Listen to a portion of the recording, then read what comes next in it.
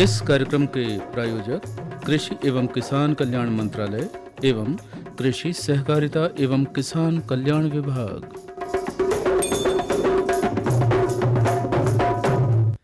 कार्यक्रम किसान वाणी सुन रहे हमारे सभी किसान भाइयों बहनों का बहुत बहुत स्वागत है आज की चौपाल में।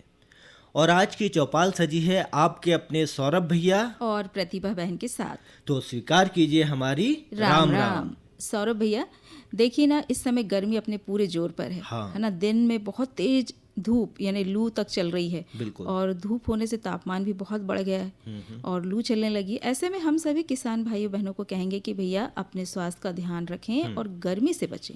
और दिन में बहुत तेज धूप से अपना बचाव करें, यानी जहाँ तक संभव हो धूप में निकले ही ना। हाँ। जो भी काम है आपके ठंडे मौसम से निपटा लें। और वैसे भी प्रतिभा बहन, देखा जाए तो हमारे किसान भाइयों बहनों के खेत के जो काम हैं वो अभी लगभग पूरे हो चुके हैं। जैसे कि फसल का सुरक्षित भंडारण उन्होंने कर लिया है, पशुओं के लिए भूसे की व्यवस्था भी कर ली है।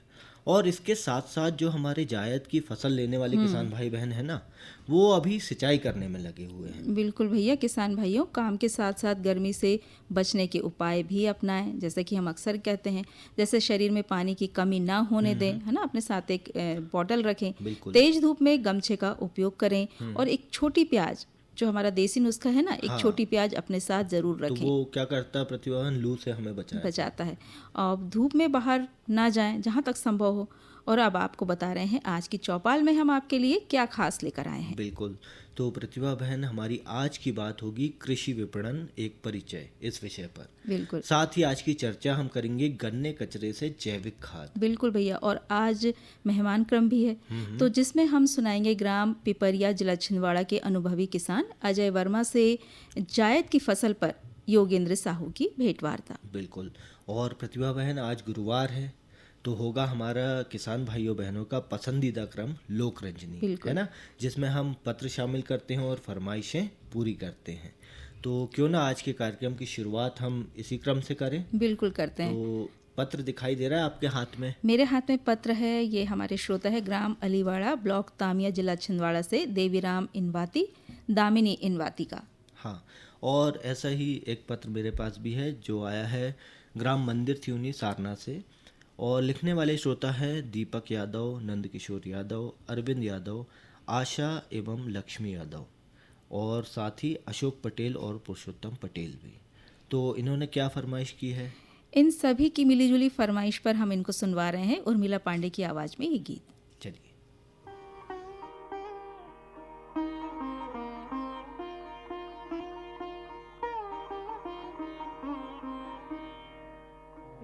हमें जिया में बसाइयो, दुनिया की सैर तुम कराइयो। जिया हमें जिया में बसाइयो, दुनिया की सैर तुम कराइयो।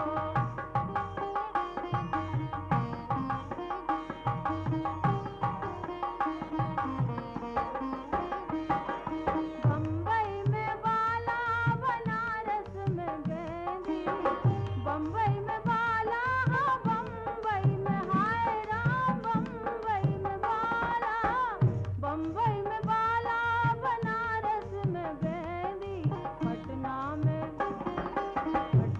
में पायले निभाइयो, दुनिया की सैर तुम कराइयो। जिया हमें जिया में बसाइयो, दुनिया की सैर तुम कराइयो।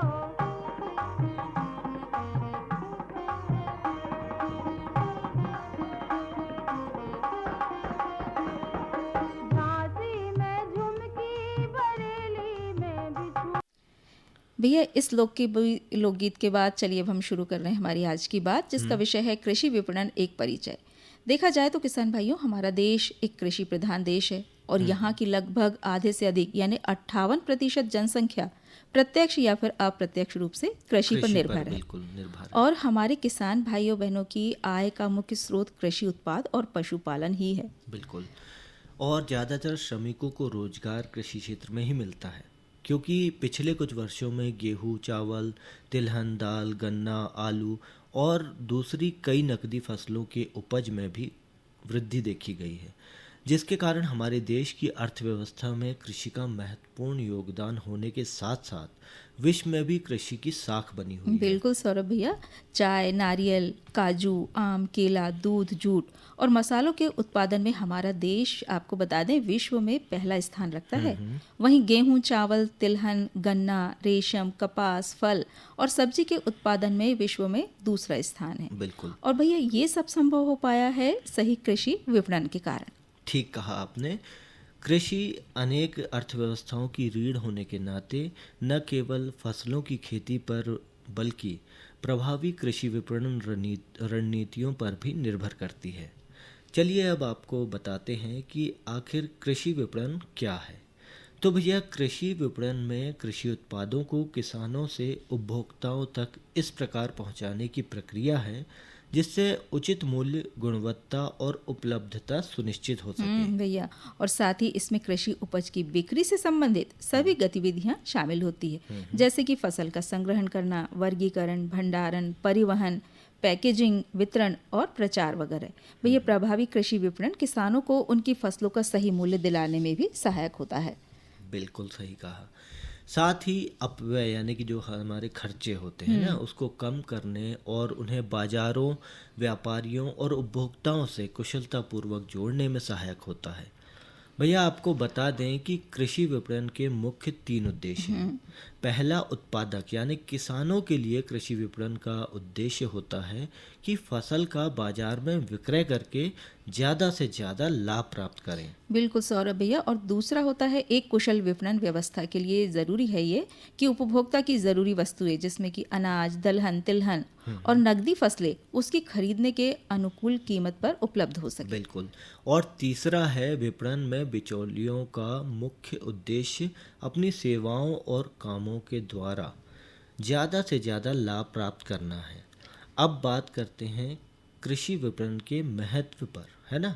तो भैया, एक कुशल कृषि विपणन प्रणाली संसाधनों के उपयोग और उत्पादन प्रबंधन को अनुकूलन की ओर ले जाती है। बिल्कुल, और इसके अलावा विपणन प्रणाली उत्पादों को देश के अंदर और बाहरी क्षेत्रों में ले जाकर उत्पादों के बाजार का विस्तार करती है, यानी फैलाती है। साथ ही एक कुशल विपणन प्रणाली किसानों और विक्रेताओं के लिए उच्च स्तर की आय सुनिश्चित करती है, जिससे कि किसानों को ज़्यादा से ज़्यादा आय प्राप्त हो सके।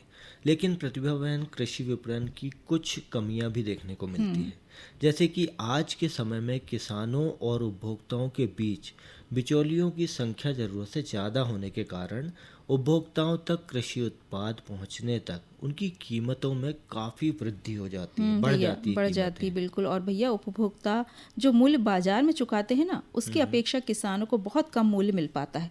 इसके अलावा कृषि विपणन के लिए आज भी कई गांवों में मूलभूत सुविधाएं, जैसे कि हम देखते हैं कि परिवहन, वेयर हाउसिंग जैसी सुविधाओं की कमी है। और भैया, कृषि बाजार मूल्य निर्धारण नीति में कमी भी देखी गई है। बिल्कुल। इधर भैया, कृषि विपणन व्यवस्था को सुधारने के लिए कई उपाय किए जा रहे हैं। सरकार द्वारा किसानों को सस्ती दर पर बैंकों द्वारा ऋण उपलब्ध कराने की व्यवस्था की जा रही है, ताकि किसान, साहूकार जो होते हैं, उनके कर्ज से मुक्ति प्राप्त कर सकें। बिल्कुल भैया, और परिवहन के साधनों की पर्याप्त व्यवस्था भी होनी चाहिए, है ना, ताकि जो हमारे किसान भाई है अपनी फसल को मंडी तक आसानी से पहुंचाकर ज़्यादा से ज़्यादा लाभ प्राप्त कर सकें। बिल्कुल। कुल मिलाकर देखा जाए तो कृषि विपणन कृषि आधारित उद्योगों के विकास में मदद करता है और अर्थव्यवस्था की समग्र विकास प्रक्रिया का नेतृत्व करता है। यह किसान भाइयों को अर्थव्यवस्था की ज़रूरतों के अनुसार कृषि उत्पादन की योजना बनाने की सुविधा देता है और रोजगार सृजन करके राष्ट्रीय आय की वृद्धि में सहायक होता है। ठीक कहा आपने। तो भैया, अभी हमने बात की कृषि विपणन, एक परिचय इस विषय पर, और अब क्या करना है प्रतिभा बहन? चलिए, अब लोक रंजनी क्रम का हम दूसरा पत्र उठा लेते हैं। इनको सुनाते हैं हमारे किसान भाइयों बहनों को एक और गीत। हमारे हाथ में एक पत्र है, ये लिखा है सहदेव, सरिता भोंडे, कुमारी श्रद्धा, अभय, वासु भोंडे, बलराम, सरिता, दिशा, अभिजीत, सोनू, दद्दू भोंडे, ओम प्रकाश, किरण डहरिया। ये लिख रहे हैं ढाला वार्ड नंबर 1, दीघावानी, तहसील परासिया, छिंदवाड़ा के श्रोता हैं। और ऐसा ही एक पत्र मेरे पास भी है जो आया है ग्राम चौखड़ा से। इसे लिखने वाले हमारे श्रोता है झापू तिरकाम, सरजू परतेती, नीलेश पटेल, कमलेश और खुशहाली पटेल। मुकेश अजय टेकरे, दशरथ रघुवंशी, आशु कोलारे। और ऐसा ही एक पत्र गोरैया से भी हमें मिला है। और लिखने वाले ये श्रोता हैं अभय बंदेवार, विक्रम बबलू बंदेवार और नीता बंदेवार। तो इन्होंने फरमाइश की है सुरेखा नामदेव की आवाज़ में एक लोकगीत सुनने की, है ना। तो चलिए इन्हें सुनवाते हैं ये लोकगीत।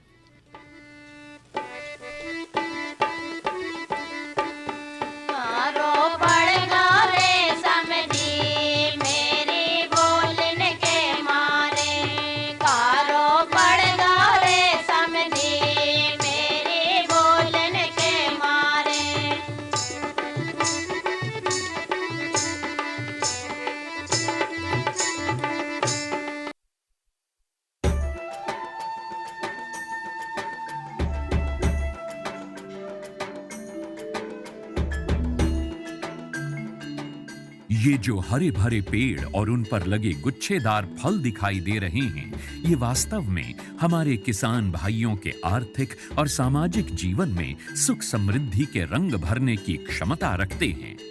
ऑयल पाम की खेती से किसान सामान्य फसलों की तुलना में कम लागत एवं मेहनत से अधिक आय प्राप्त कर सकते हैं। इसके माध्यम से किसान खाद्य तेलों का उत्पादन बढ़ाकर देश के विकास में अपनी भागीदारी सुनिश्चित कर सकते हैं।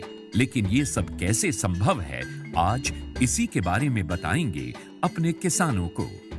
ऑयल पाम एक बहुमुखी तेल है जिसके कई अलग अलग गुण और कार्य हैं जो इसे बेहद उपयोगी और व्यापक रूप से इस्तेमाल किया जाने वाला बनाते हैं।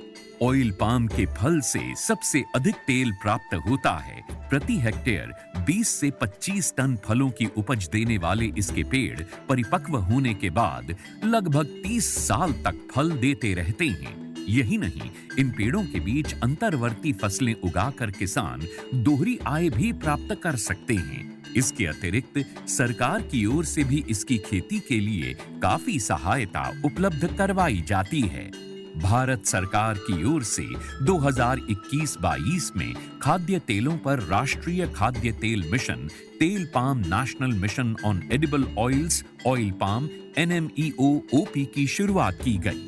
इसके अंतर्गत किसानों को ऑयल पाम की पौध सामग्री, अंतर्वर्ती खेती एवं रखरखाव, ड्रिप सिंचाई, डीजल, बिजली, सोलर पंप सेट, बोरवेल, फल कटाई उपकरणों एवं पुराने पौधों की पुनः रोपाई के लिए सब्सिडी प्रदान की जाती है। इस मिशन के अंतर्गत किसानों को 1 से 5 लाख तक की राशि प्रति हेक्टेयर की वित्तीय सहायता उपलब्ध कराई जाती है। सरकार द्वारा ऑयल पाम के पौध सामग्री के लिए 20 से 29 हज़ार रुपये प्रति हेक्टेयर की सहायता मिलती है। इसके अलावा भी सरकार पहले 4 साल तक 42,000 रुपये प्रति हेक्टेयर की सहायता अंतर्वर्ती फसल एवं रखरखाव के लिए भी मुहैया कराती है। इस मिशन के अंतर्गत ड्रिप सिंचाई के लिए 30,000 रुपये प्रति हेक्टेयर की सहायता अतिरिक्त दिया जाता है। साथ ही किसानों के लिए फसल कटाई मशीन और ट्रैक्टर ट्रॉली की खरीद के लिए भी सहायता का प्रावधान है। कुछ किसानों के मन में ये शंका है कि ऑयल पाम के पेड़ों की सिंचाई के लिए अधिक मात्रा में पानी की आवश्यकता होती है। ये पर्यावरण के लिए ठीक नहीं है। कुछ ये भी कहते हैं कि ये धरती के उपजाऊपन के लिए भी हानिकारक हैं। किंतु जिन किसानों को ऑयल पाम की खेती से आज लाखों रुपए की वार्षिक आय प्राप्त हो रही है, उनका कहना है कि ये सारे संचय निराधार हैं। ऑयल पाम का खेती में धान और गन्ने से कम पानी लगता है। इसमें गवर्नमेंट का तरफ से ड्रिप सिंचाई के लिए पैसा भी दिया जाता है। मैंने 2015-16 से ऑयल पाम की खेती की है और इससे पर्यावरण को कुछ नुकसान है ही नहीं। और इनका जो पेड़ पौधा होता है, इनसे हम मल्चिंग भी यूज करते हैं और इनका यूज से हम काफ़ी सारा ज़मीन में नमी लेते हैं। और इनके अंदर इंटरक्रॉप जो है, जो कपास वगैरह लगाते हैं, तो हम डबल गुण आय लेते हैं और अच्छा रहता है। ऑयल पाम की खेती के लिए मुझे सरकार ने पौधे सीडलिंग देते हैं। वो जब बड़ा हो जाता है, जो फल जो देता है, हर महीने सरकार उसी फल खरीदने के लिए एक रेट बना के देते हैं। वही रेट पे कंपनी खरीद लेते हैं। मैं काट के इकट्ठा कर देता हूँ, कंपनी उठा के लिए जाते हैं। ऑयल पाम के लिए सरकार उत्पादों की तत्काल खरीद करती है। साथ ही सरकार एक वायबिलिटी मूल्य भी घोषित करती है, ताकि यदि भाव अचानक गिर जाए तो उस अंतर का भुगतान सरकार किसानों को करती है। सच तो ये है कि ऑयल पाम की खेती हमारे किसानों को और अधिक समृद्ध और ग्रामीण अर्थव्यवस्था को और अधिक सशक्त बना रही है। आप भी इसकी खेती और सरकारी सहायता का लाभ उठाएं और अपनी आर्थिक स्थिति को बेहतर बनाएं।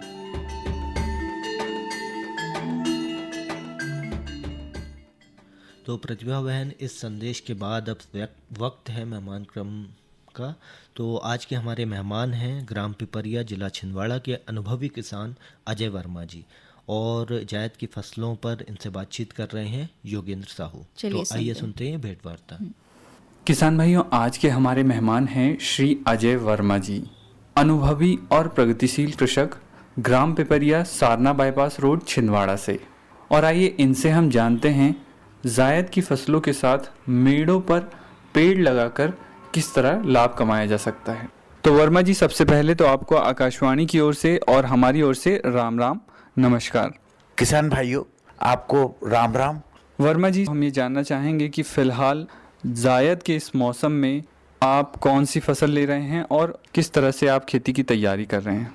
किसान भाइयों, मैंने अपने पानी की उपलब्धता के आधार पर खेत में भिंडी, भटे और इसके अतिरिक्त मूंग भी लगाया है।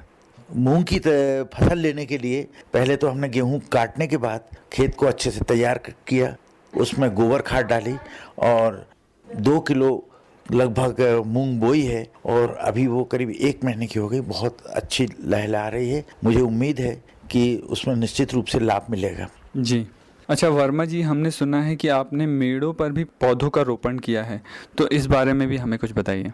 जी हाँ, मेरी बहुत रुचि होती है कि खेत में हरे भरे फलदार पेड़ भी हों और उसके अतिरिक्त जैसे नीम, बांस, बबूल, ऐसे भी पेड़ मैं सुरक्षित रखता हूँ।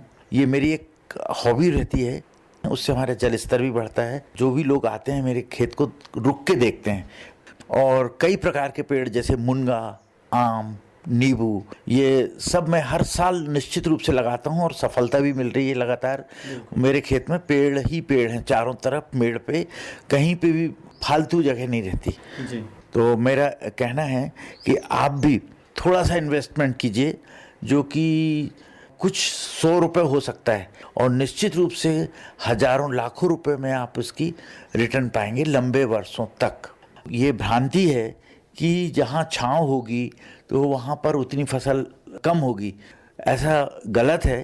क्योंकि जितनी फल वो देते हैं, ऑक्सीजन देते हैं, उसकी पत्तियाँ गिरती हैं, उतनी फसल वहाँ कभी हो नहीं सकती। जैसे देखिए कटहल, आम, नींबू, ये इतने महंगे फल हैं और इसको लगाने के बाद निश्चित रूप से किसान की आय बढ़ेगी। अभी 10 रुपए के 3 नींबू मिल रहे हैं बड़े मुश्किल से। मुनगा की फलियाँ यहाँ से एक्सपोर्ट होती, दूसरे बड़े बड़े शहरों में जाती हैं और मुनगा से तो जड़ से लेके पत्ती तक उसके पौष्टिक होती हैं, उससे हमारा कुपोषण दूर होता है। इसलिए मुनगा का पेड़ भी अपने खेत में निश्चित रूप से होना चाहिए।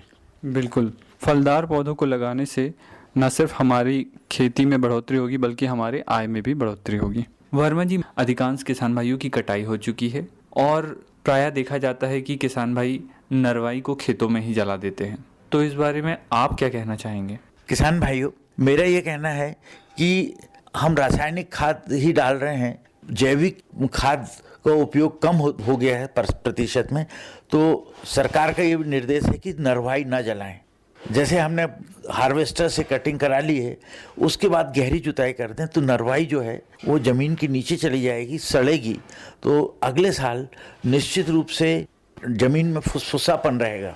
और दूसरी चीज़, आप अभी गोबर की खाद डालें। यदि आपके कुछ काम करना है, जैसे कि पाइपलाइन वगैरह डालना है, गहरी नाली बना के पाइपलाइन डालें, या अपने कुएं की खुदाई करना है तो ये भी कर डालें। तो हमें इस गर्मी के मौसम में पाइपलाइन गड़ाने का भी यदि काम करना है तो कर लें। यदि हम पेड़ लगाने की हमारी योजना है, भले ही 150 जितने भी हैं, तो अच्छे 2 बाई 2 के गहरे गड्ढे करवा के उसमें गोबर खाद भर के कर लें। और जैसी बारिश होती है तो स्वस्थ पौधे 2-3 साल वाले जुलाई में ही लगाते हैं ताकि वो 4 महीने के वर्षा काल में पेड़ अच्छे पनप जाए। वर्तमान में होता क्या है, किसान छोटे छोटे पौधे ले आते हैं सस्ते, और वो पौधे 2-3 महीने बाद सूख जाते हैं। तो हमको 2-3 साल की आयु वाला आम, नींबू, कटहल का पौधा जो स्वस्थ हो, जिसकी जड़ें मजबूत हो गई हों, उसको लगाना है। उसकी तैयारी अभी से गड्ढा खोद के खाद डाल के करना है। बिल्कुल। और अंत में वर्मा जी, हमारे किसान भाइयों के लिए आप क्या संदेश देना चाहेंगे? सभी किसान भाइयों से निवेदन है कि अपने कृषि कार्य के अतिरिक्त खेत में पशुपालन का भी काम करें। यदि आपके पास गाय या बकरी हो तो निश्चित रूप से अतिरिक्त आय होगी। हम क्या कहते हैं, फलदार पेड़ भी लगा सकते हैं, और हमको कहते हैं गोबर खाद का भी, या जैविक खाद जिसको बोलते हैं, उसका उपयोग। जैविक खाद हम हमारे कृषि विभाग के अधिकारियों से सहयोग प्राप्त करके, अनुदान प्राप्त करके अपने घर पे ही बना सकते हैं। इस प्रकार महंगी जो खेती हो रही है उसको हम कम लागत कर सकते हैं अपने स्वविवेक से। बिल्कुल। तो किसान भाइयों, ये थे हमारे साथ श्री अजय वर्मा जी, ग्राम पिपरिया, सारना बाईपास रोड, छिंदवाड़ा से, और आपने अपने अनुभव हमारे साथ साझा किए और हमारे किसान भाइयों को इतनी महत्वपूर्ण जानकारियां दी। इसके लिए आकाशवाणी परिवार आपको बहुत बहुत धन्यवाद करता है। धन्यवाद। किसान भाइयों बहनों, आज के मेहमान क्रम में अभी आप सुन रहे थे ग्राम पिपरिया, जिला छिंदवाड़ा के अनुभवी किसान अजय वर्मा से जायद की फसल पर योगेंद्र साहू की भेंटवार्ता। और चलिए अब सुनते हैं ये संदेश।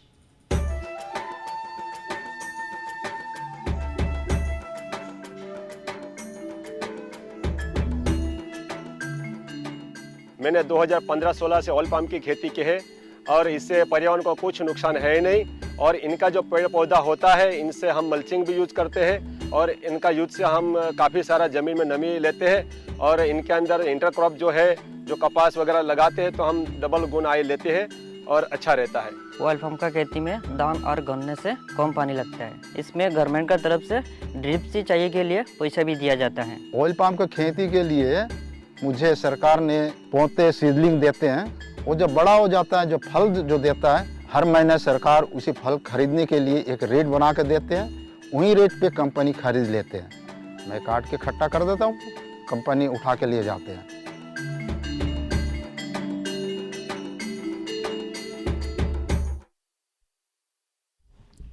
संदेश के बाद चलिए अब हम जुड़ रहे हैं हमारी आज की चर्चा से। हम चर्चा करेंगे गन्ने कचरे से जैविक खाद विषय पर। भैया, गन्ने की खेती हमारे देश में सदियों से की जाती रही है और हमारे प्राचीन ग्रंथों में इक्षु शर्करा का उल्लेख भी मिलता है। और सौरभ भैया, मुगलों के ज़माने में हमारे देश में बनी सफ़ेद शक्कर दूसरे देशों में भी भेजी जाती थी। बिल्कुल सही प्रतिभा बहन। इसलिए गन्ने की खेती लगातार बढ़ती गई है ना, और ये बढ़त आज तक लगातार जारी भी है। मिश्री, गुड़, राब, शक्कर, चीनी और अब तक के लंबे सफ़र में गन्ने के इन मुख्य उत्पादों के अलावा भी हमारे देश में अनेक सह उत्पाद बनते हैं। हाँ, ठीक कहा आपने। और इससे गन्ना उगाने वाले उत्पादकों और उद्योग जगत को भी फायदा हुआ है। साथ ही इससे रोजगार के अवसर भी बढ़े हैं। भैया, गन्ने का अगोला यानी कि ऊपरी पत्ती पशु चारे में सुखाकर खाद और छप्पर बनाने में काम आती है। और गन्ने के रस से गुड़, चीनी, राब और खांडसारी बनती है। बचा हुआ जो अवशेष है उससे मीथेन प्रोड्यूसर गैस, बिजली और कोयले की टिकली, लुगदी, कागज, गत्ता, परफ्यूरॉल, अल्फा सेल्यूलोज, प्लास्टिक, मुर्गी बिछावन और पशु आहार भी बनता है। ठीक कहा सौरभ भैया आपने। और किसान भाइयों, देश के 18 राज्यों में गन्ने की खेती प्रमुखता के साथ की जाती है। फिलहाल देश की आपको बता दें 44 लाख हेक्टेयर कृषि भूमि में हर साल 3000 लाख मीट्रिक टन गन्ने का उत्पादन होता है।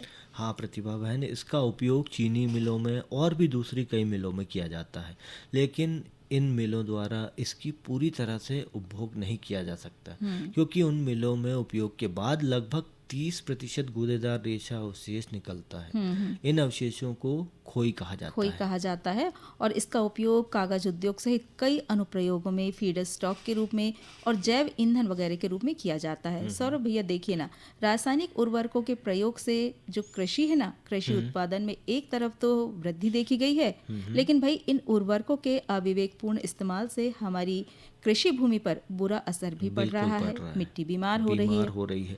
तो ऐसे में क्या करें? मिट्टी की सेहत को ठीक करने के लिए जरूरी है जैविक खादों का प्रयोग है ना, पूरा प्रयोग पर जोर दिया जाना। बिल्कुल। जड़ों से फूगल तक काम आने वाले गन्ने का कचरा भी इस मामले में बहुत उपयोगी साबित हुआ है।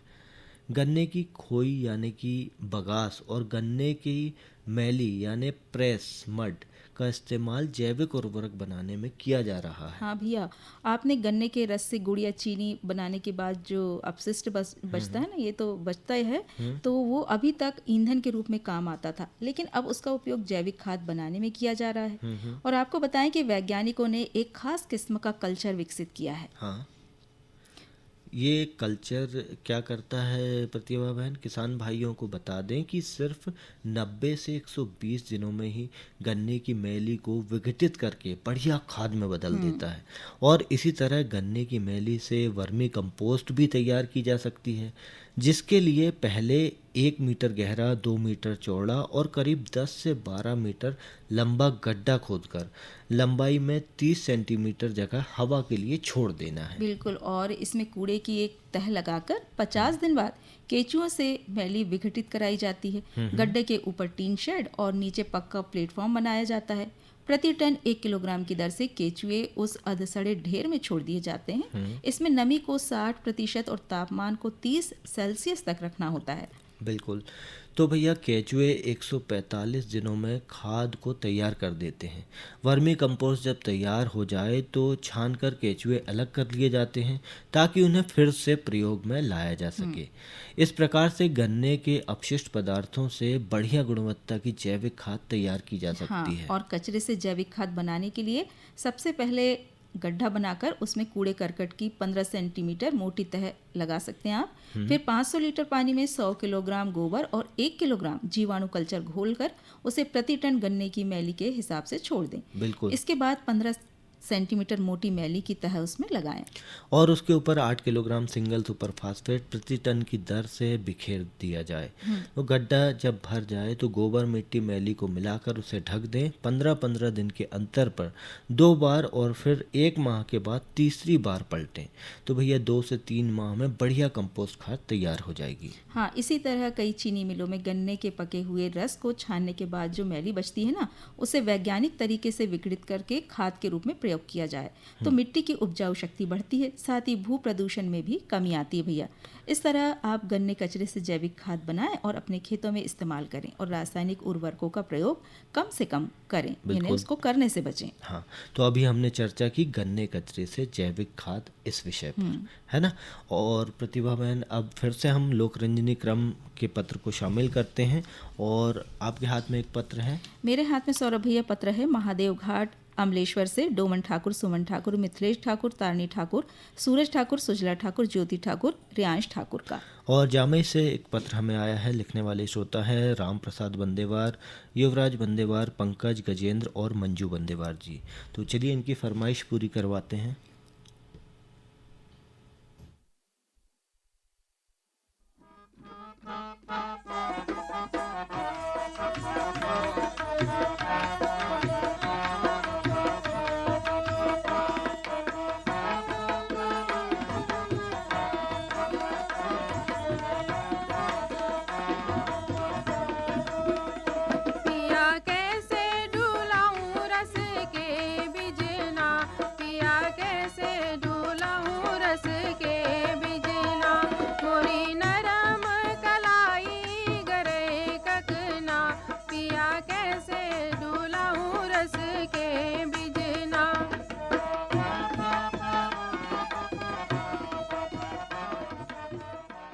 प्रतिभा बहन, अभी हमारे श्रोताओं की फरमाइश पर हमने बुंदेली गीत सुना और इसमें आवाज़ थी तारा मिश्रा की।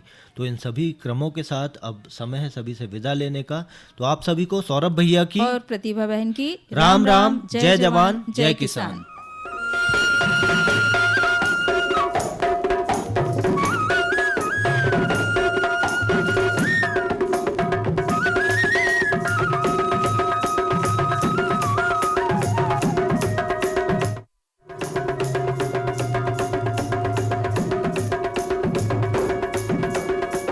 इस कार्यक्रम के प्रायोजक कृषि एवं किसान कल्याण मंत्रालय एवं कृषि सहकारिता एवं किसान कल्याण विभाग।